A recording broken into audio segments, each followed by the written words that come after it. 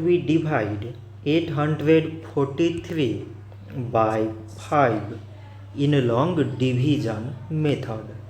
5 times 1 is 5.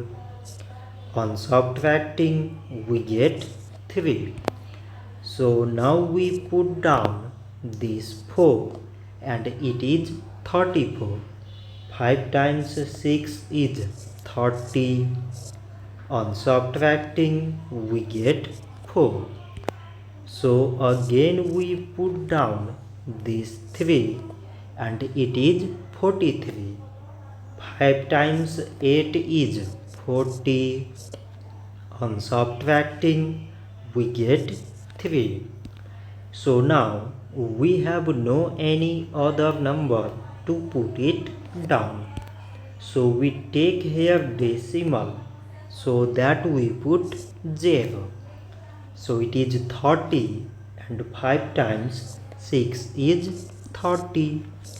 On subtracting we get 0. So 843 divided by 5 is 168 decimal 6. So this much for today and thanks for watching.